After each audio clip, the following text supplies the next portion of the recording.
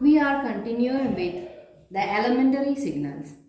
So the next elementary signal is the unit impulse signal. Unit impulse signal, it is the most widely used elementary function that is used in the analysis of signals and systems. So we can represent this as delta t. Delta t is also known as Dirac delta function. The name of this function is also called Dirac delta function. We will normally call it as a unit impulse signal only. So as you can see that this delta t, it is at the origin only. It exists only at the origin. And its value is 1 for t is equal to 0. That means it is having a value 1 only at one point, that is at t is equal to 0. At all other points, that is for t is not equal to 0, its value is 0.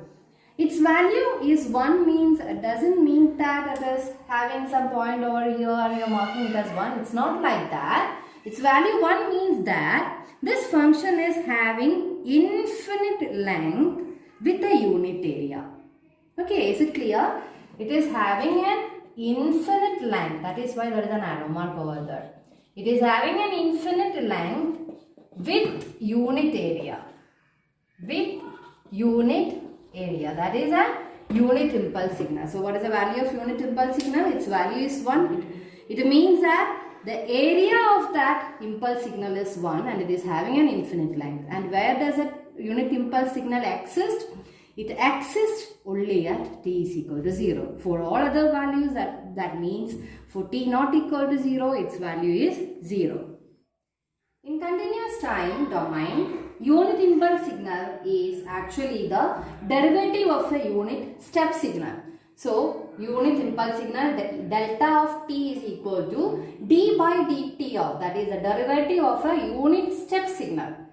You all know that a unit step signal is having a value 1 for t greater than 0, right? That means this unit step signal u of t is having a constant value.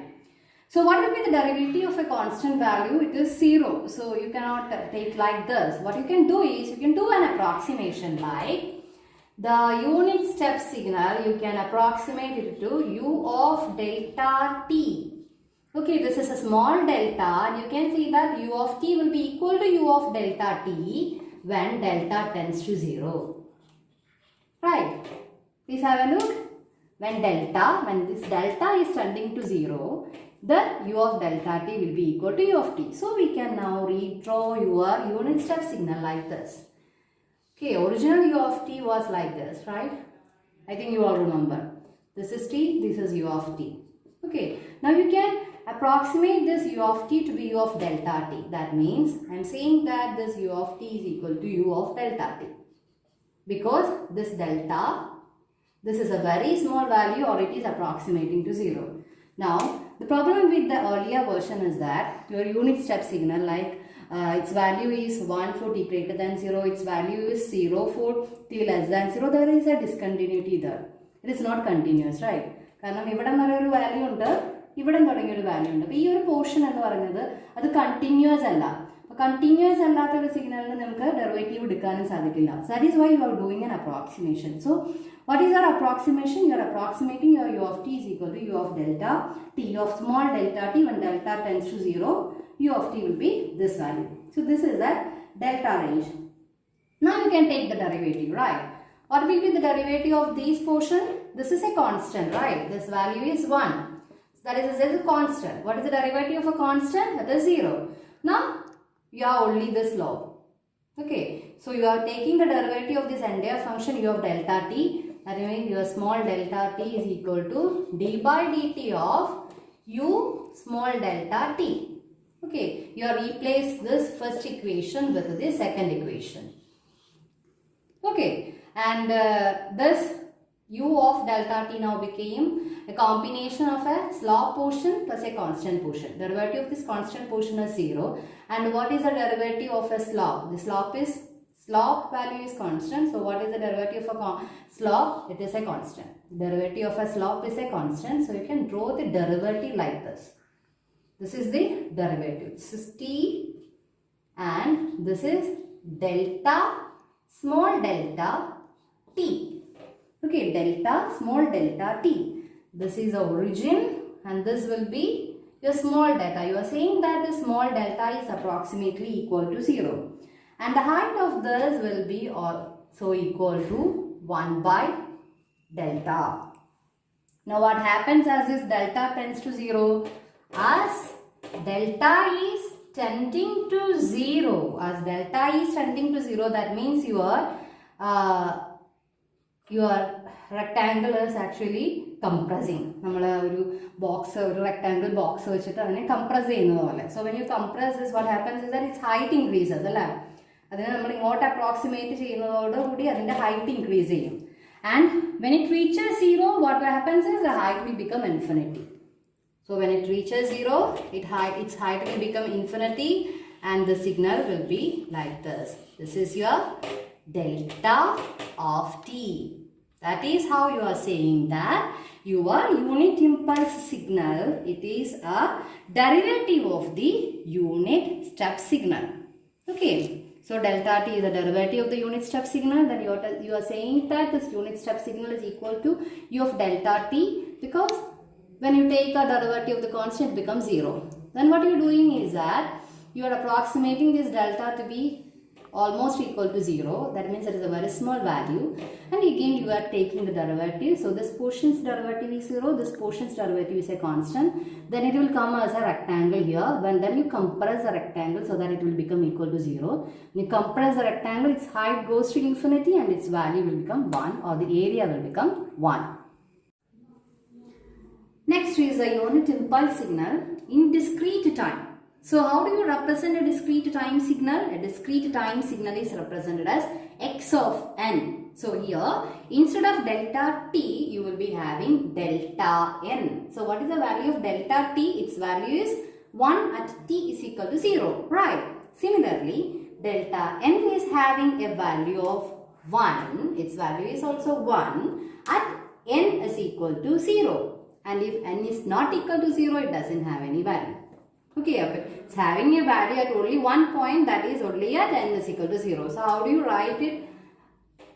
You can write like this: delta n is equal to 1 for n is equal to 0 and its value is 0 for n is not equal to 0. That is how you represent this delta n in functional form of representation.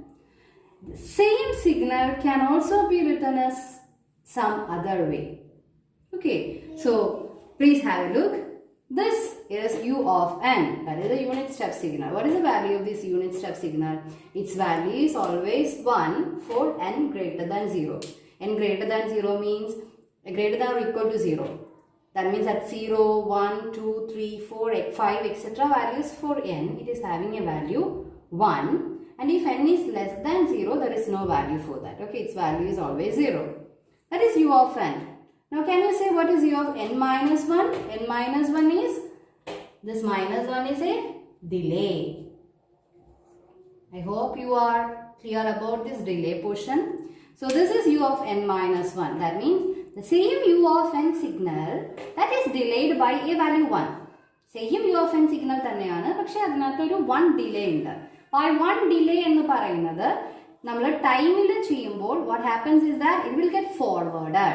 അത് ഫ്രണ്ടിലേക്കാണ് move ചെയ്യുന്നത്. u of n minus 1, that means it is delayed by a value 1. So here there is no value at n is equal to 0. n is equal to 0 ഇല്ല u of n minus 1 ന്റെ value ഒന്നും ഇല്ല. അതിന്റെ value start ചെയ്യുന്നത് എവിടെ നിന്നാണ്? At n is equal to 1 onwards. That means after a delay of 1, the signal will be happening, or the signal will have a value from n is equal to 1 onwards. Or you can say that it is having a delay or it is having a shift. Shift എന്ന് പറയാം അല്ലേ? For example, ഒന്ന് ചിന്തിച്ചു നോക്കിയാൽ അതൊരു shift ആണ്. എന്ന് വെച്ചാൽ ഇവിടെ നിന്ന് ഈ 1നെയൊക്കെ ഒന്ന് പുഷ് ചെയ്യാന്ന് വിചാരിക്കാം. നമ്മളൊന്ന് ഇവിടെ നിന്ന് അങ്ങോട്ട് പുഷ് ചെയ്യുമ്പോൾ എന്ത് പറ്റും? ഇത് അങ്ങോട്ട് മൂവ് ചെയ്യും, ഇത് ഇങ്ങോട്ട് മൂവ് ചെയ്യും, ഇത് ഇങ്ങോട്ട് മൂവ് ചെയ്യും, അങ്ങനെ റൈറ്റ്. സോ നമ്മൾ ഇങ്ങോട്ട് ഷിഫ്റ്റ് ചെയ്യുമ്പോൾ what happens is that this value will be moving to the next point, that is 1 here. And if it is n minus 2, it will start from 2. If it is n minus 3, it will start from 3 and so on like this. So this is u of n and this is u of n minus 1. Can you just subtract this u of n minus 1 from u of n? What happens? Just have a look. This is u of n, right? U of n in a value 0, 1, 2, 3, 5 in the value 1. U of n minus 1 in the value 1 todangi adinu value undu. Ini u of n minus u of n minus 1 onu cheyidu nokki. Ivide value 1. Here it is 0. So what is 1 minus 0? It is 1. Right. Similarly, at the point 1, at n is equal to 1, n is equal to 1 ennu parayuna point ശ്രദ്ധിക്കുക. അവിടെ u of n ന്റെ value 1 ആണ്. u of n minus 1 ന്റെ value 1 ആണ്. So what will be 1 minus 1? 0. Here also it is 1 minus 1, 0. 1 minus 1, 0. That means afterwards, every value will become 0. So it is having a value only at n is equal to 0. At n is equal to 0, its value is 1. So what will be u of n minus u of n minus 1? That will also be equal to this delta n. So you can write this delta n as u of n minus u of n minus 1 also. Okay. The third basic signal is the unit ramp function. So R ramp function, the signal name is also R of t. And this is a continuous time signal because you are representing the signal in time domain. T versus R of t. So what will be the value of this R of t? Let us see what will be the value. Here, this signal is having a slope 1. It's simply a ramp. Okay. So if it is slope is 1, what will be the value of this signal R of t when t is 1? Okay. When t is 1 like this, its value is also 1. And what is the value of the signal when t is 2? When t is 2, its value is 2. And its value will be 3 at t is equal to 3. So you can represent this R of t as t for t greater than 0. So whatever be the value of t, the value of the signal will also be that value. And for t less than 0, the value of the signal is 0. Okay, this is a unit ramp function. The same unit ramp function in a delayed form, we can represent it as R of t minus a. So I am just rubbing this and you are writing like this, R of t minus a. So what does a delayed signal means? It doesn't start at 0, it starts at some other point, right? So it is starting and drawing it from some other point and let that point be a. So this is that point. Here the signal will starting from there. Again the slope of the signal will be 1 itself. That means simply you are pushing that signal. Okay, so you are pushing the signal to right. It is starting at some later point called A.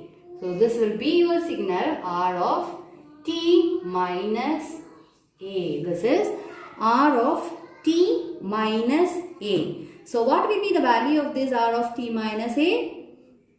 The value of this signal will be equal to t minus a itself for t greater than or equal to a. Isn't it? That means, for example, consider an example. Let this a be 5. Suppose that this a is 5. So what will be the next point? It is 6, it is 7, its value is 8, it goes on like this, right? And you know that slope of the signal is also 6. So at 6, what will be the value? At 6, the value will be 1. At 7, what will be the value? At 7, the value will be 2. At 8, the value will be 3. So let us take this equation. 4, 5. T value is 5. A value is also 5. 5 minus 5 is 0. At t is equal to 5, the signal value is 0. Then at t is equal to 6. A is 5. A fixed ആണ്. A യുടെ value 5 ആണ്. T ആണ് vary ചെയ്യുന്നത്. T 6 ആയ 6 minus 5 is 1. That means at the point 6, the value will be 1. At 7, 7 minus 5 is 2. Value is 2. At 8, 8 minus 5 is 3. And it goes on like this. This is a delayed unit ramp signal in continuous time domain. So the next elementary signal is the real exponential signal. So you all know that the exponential signal is represented as e raised to t. E is the exponential part. So why it is real? It is real because here it is written as x of t is equal to a e raised to alpha t. Here both a as well as alpha, these are real numbers. And we can draw this real exponential signal in two forms, for alpha positive and for alpha negative. So if alpha is positive number, then it is an exponentially growing signal. And if alpha is negative, it is an exponentially decreasing signal. So this is how you draw this. If alpha is positive, your real exponential signal will be a growing signal or an increasing signal. And if your alpha value is negative, then your real exponential signal is a decreasing signal. And this is how you represent a real exponential signal. The same real exponential signal in discrete time domain. How can you draw the signal in the discrete time domain? You can just make this as discrete by marking all these points, -3, -2, -1, 0, 1, 2, 3, etc. So this will be your signal, right? So you can draw one line like this, one line like this, then one line like this. It is an exponentially increasing signal, right? The same manner in discrete domain, if you are drawing the same signal in discrete time domain, it will be like this. This is -3, -2, -1. So -4, -3, -2, -1, 0, 1, 2, 3, 4, etc. So this is a signal that is drawn in a discrete time domain.